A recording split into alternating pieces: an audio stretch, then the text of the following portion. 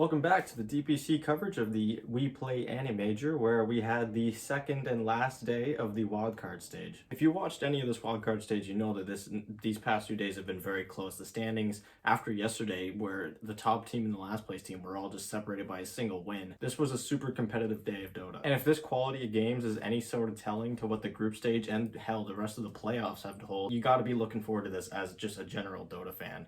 This is probably the highest caliber tournament we've seen in a very long time. All of these teams have a right to be there. All of these teams have looked so fucking good so far. I'm going to be covering the group stage tomorrow, and just like with the wildcard stage, I'm going to be covering the two European teams that represent the region there, which are Team Nigma, who made it out of the wildcard stage, and Team Liquid, who made it there from coming second place in the DPC season. To go over the day that we just had, we're going to be starting off with Team Nigma, who after yesterday, like many teams, split all their games. They finished the day 3-3. So if they wanted to make it into the group stage, they had to perform really well in the two series that they had left, and they did. They started their day playing against Desperation, who right before this series just played against Team Secret and actually took a game pretty damn convincingly off of Secret. Team Nigma, however, staying calm, cool, and collected, they just completely outdrafted and outplayed from start to finish Team Desperation. There's really no room for error in these games. Team Nigma was just airtight. And in this series, I think is where they really found their stride in the kind of draft that they want to be playing. We saw yesterday where near the end of the day, they were starting to pick up the AA Mars combo in the first phase. With teams starting to first phase ban Ancient Apparition against Team Nigma, they had to adapt, and they started picking up the Mars plus Lion combo. And they always run the Lion as a +4 with the Mars, actually played by Kuroki. For two games today in which Team Nigma had the exact composition of Lion Mars first phase into an ET Invoker second phase, and then their last pick hard carry being the only thing that was varying, but they ran that exact same draft twice today. It was even drafted in the same order. Team Nigma very convincingly take that series 2-0, and they're looking really good. And immediately after, they play against Team Secret, where I projected yesterday that the winner of this series was probably going to be the only European team making it out of this wildcard, if even a European team was making it out of that. And to some extent, I was right, because if Team Nigma had won this 2-0, they would have clinched their spot, and if Secret had won this 2-0, they still would have had a chance to climb back into tiebreakers. And the series was going pretty well. Team Nigma take that first game, and they looked really good on it. Team Secret played with some comfort heroes, like they had their lone trade, and it still wasn't really enough. Nigma just absolutely looking unstoppable today. And that momentum carried on to game 2. And they were looking really good. They were doing their usual. They had a comfortable draft. They had their mind control Darkseer as well as their GH who notably every single team I mentioned yesterday banned IO against Team Nigma. Team Secret didn't ban either games, neither did Execration. And things were looking really good in that game too until there was a server crash. Once the casters got booted out of the lobby, it was confirmed that the players had also been kicked out of the lobby. And after trying to reconnect for about 10 to 15 minutes, they eventually just decided that they were going to remake lobby. But because this individual game was so important, where if Nigma won, they clinched top 2 in the group, meaning they were moving on to the group stage, or if either IG or Team Secret won that series 2-0, they would have been tied with -4 forcing a tiebreaker. It was one of the higher stress remakes we've ever had in competitive Dota. There was a lot of debate on what they should do when it came to remaking the lobby and how strict they should be when it comes to keeping the game on pace, because Nigma at 15 minutes weren't exactly steamrolling, but they had a very considerable lead, and they were starting to do what they always do, where they start taking map control, pressuring Roshan, and slowly closing out the game. They even had a late game lineup too, and they were winning that early on, so things were looking promising. But eventually, when a decision was agreed upon, they ended up remaking the lobby with the same heroes, same draft, and after contacting Valve and of course the managers of the tournament in itself, it was decided that they had to as well start in the same lanes, so each hero starting in the same lane and the same starting items. I think this is really the reason why Team Secret was able to win game 2. It's hard to say that Team Nigma was going to guarantee win that game, especially when they were having troubles closing out games on day 1. But Team Nigma just looked so good today, and having a second chance for Team Secret to recuperate their losses and figure out what went wrong in that first game is probably why they were able to win the second game today. And with that second game loss to Team Secret, Team Nigma had to hope that Secret would be able to take at least one game off of IG, which would prevent IG from tying them. But alas, IG wins that series 2-0 against Team Secret, which forced a tiebreaker, which if you have not watched, this was probably the best game that Nigma has played in a very long time. I cannot stress this enough. This is the best Team Nigma has looked, I think, since their lower bracket run at TI9. I feel bad saying that a little bit. I am personally a huge fan of Weha. I think he was getting way too much hate for way too long, but this ILTW roster swap and this miracle going back to the mid lane it really looks like it's working out for Team Nigma. They are playing some of the best, most aggressive, some of the most clean Dota I've seen in almost 2 years. It really looks like they finally have some desperation back in their game. And if you watch the tiebreaker game against IG, a team that they lost 2-0 to yesterday, pretty convincingly too, IG looked really strong.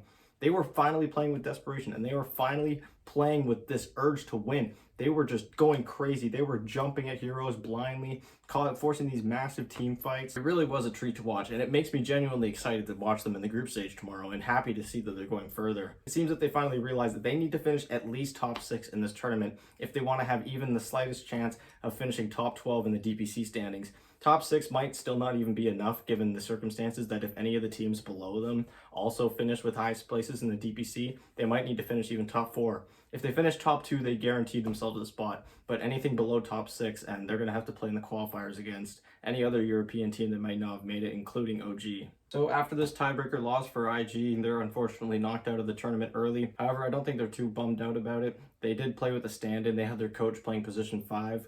And they also have already qualified for TI based on DPC points after that win at the last major. So I think for them, for the next 2 months, it's just going to be hard practicing. Now moving on to the heroes played by Team Nigma. Yesterday they played 6 games, and today they played 5 because they had those 2 series plus the tiebreaker, and in which they only played 9 other heroes that they didn't play yesterday. Their most played, most notable being Mind Control's Mars. It went 6-0 today. The only game in which he didn't play it was the second game against Team Secret, where they first phase banned it. It's really hard for me not to try and pick an MVP of this team because every single player on this team is absolutely playing out of their minds. You can make a case for GH, who just absolutely crushed it in that last game against IG and had a great day 1 performance. Mind Control going 6-0 on the Mars. He looked absolutely unstoppable every time he was on that hero. Same thing goes for the Miracle Invoker, and every time he played Puck. In the first iteration of game 2 against Team Secret, he was playing into 4 Puck counters. He was 5-1 and put up an ultra kill at 12 minutes. It was insane. He was playing out of his mind. ILTW also doesn't really look out of place. He's fitting into the team perfectly, and you can't give anyone else in this team credit without giving Kuroki credit as well, as he is just the shepherd of this team. He is making sure everyone is in line, and they have looked absolutely fantastic these past 2 days. So yes, after 2 days and 11 games of Dota, they have only played 29 different heroes. Like I said, they seem like they really found their stride in the draft with the ones they want to go with. Of course, Mind Control going 6-0 on his Mars. He also played 4 games of Darkseer, in which he was only 1-3. He would have been 2-2 given that Team Nigma should have won that second game against Secret, in which he did play Darkseer and was looking really good. But alas, that one slips out of their fingers.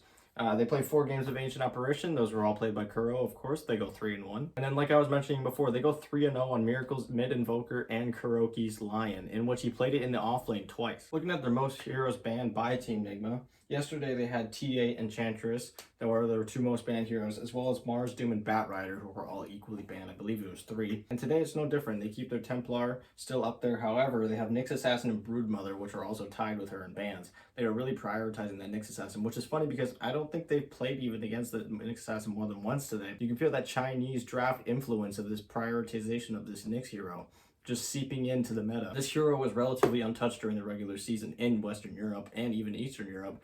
However, because of these Chinese teams absolutely prioritizing it in the first phase, either ban or pick, that influence seems to have seeped into Team Nigma's draft style. And as for the Broodmother, that hero still is pretty much a free game in certain scenarios, so getting rid of it really just makes drafting a whole lot easier and a lot less of a headache. Now looking at the heroes most banned against Team Nigma, after yesterday it was Io, Puck, and then Lycan and Wraith King that were a little bit below those 2, but still highly banned. And after today, it's still Io and Puck. Both sitting at 6 and 7 bans respectively. But rather than Lycan and Wraith King, it is AA and PL. Puck, notably, after being banned in every single game that Nigma played yesterday, was only banned once today, and that was in the IG tiebreaker game. Team Nigma got their GHIO for both games against Team Secret. Of course, they're going 1-1. It should have technically gone 2-0, but for now, it was just a 1-1 series split, and at the end of the day, it doesn't really matter all that much. They beat IG. They're going to the group stage anyways. Looking at their win rates now, as opposed to yesterday where a lot of their win rates were in red, showing that they were below what their season averages were, now a lot of it today is green, and the only ones that were in red are in comparison to the season stats that they had that were just absurdly high. For example, in the season, they had not lost a single game too, so of course that win rate was 100%. Whereas in this tournament, they still put up a positive record of 60% on game two. However, in comparison to 100%, it is lower. Going into their first pick win rate, they had first pick 5 games in which they went 3-2 for a 60% win rate. They had a last pick in 6 games where they went 4-2. So generally no real difference when it came to pick order. It seemed like it didn't really matter all that much. The real kicker here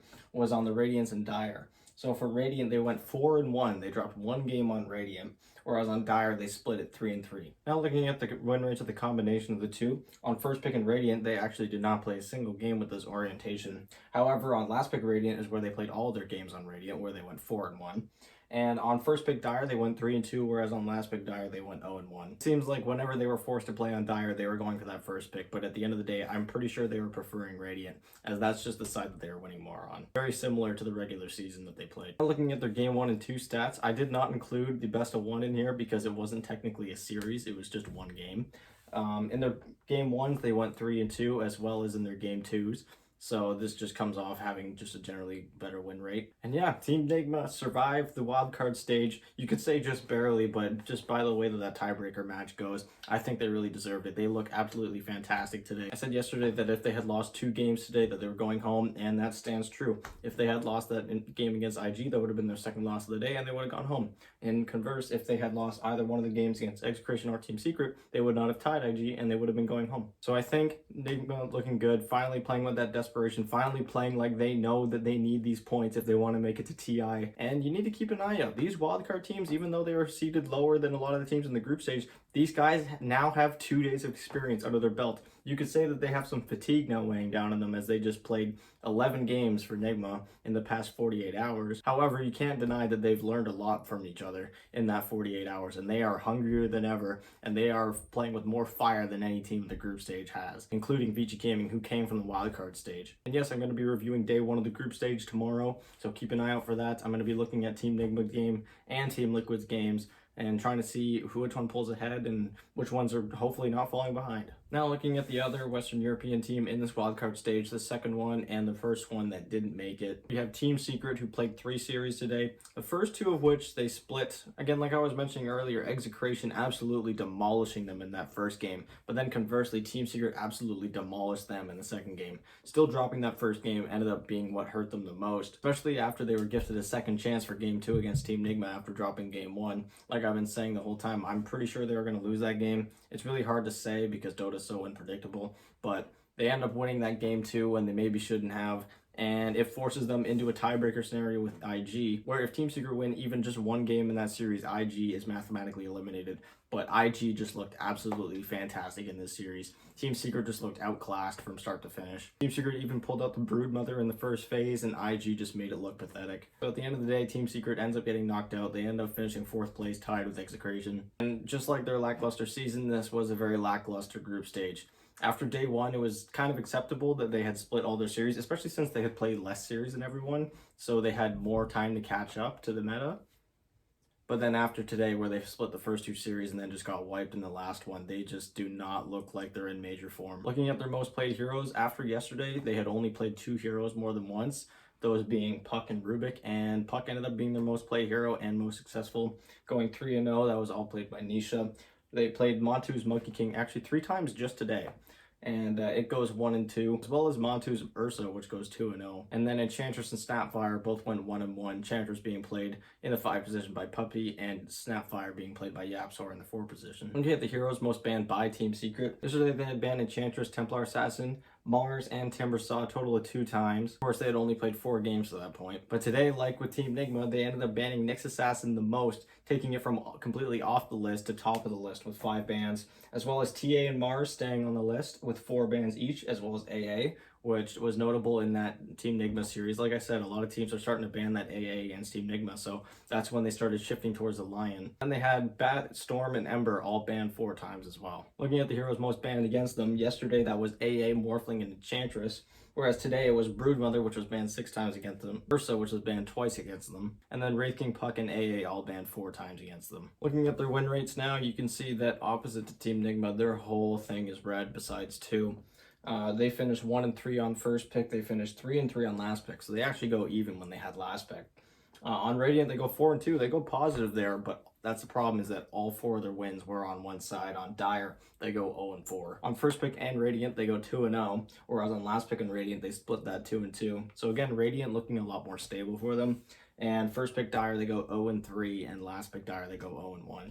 Looking at their games now, game 1s, they were 2-3, as well as game 2s, putting up 40% win rates for each. Yeah, like I said, a lackluster season into a lackluster major performance, dropping out at the wild card stage, which is the first stage. Lucky for them, they have, just like IG, who was also knocked out in this stage, already qualified for TI, so these guys don't have as much on the line as some of the other teams attending. But it is still a little bit alarming, especially because these guys were so dominant for so long. They were 3-0ing major finals time and time in a row. But now that we're at the last major before TI, they're flunking out in the wildcard stage. They're dropping games to teams like ASM Gambit and Desperation. This does not look like the Team Secret that we've seen so much, and that we only saw like 2 months ago when they were playing in that last major where they finished 4th place. Even 4th place for them was a little bit disappointing, but not nearly as disappointing as this. But yeah, anyways, that's going to do it for me. If you're a Team Nigma fan, you have a lot to look forward to, and if you're a Team Secret fan, you still have TI to look forward to, and you better hope that these two teams do not run into each other, because we all know how that usually goes at TI. Like I said, I'm going to be doing a group stage day 1 review tomorrow night, though. If you don't want to miss that, make sure you subscribe, as well as leaving a thumbs up and maybe even a prediction on how you think that first day is going to go. As of right now, the schedule has not been released, but it's going to be released in the next few hours, as the group stage starts in about 12 hours from now. But yeah, that's going to do it for me. Be sure to check out my group stage day 1 review coming out tomorrow,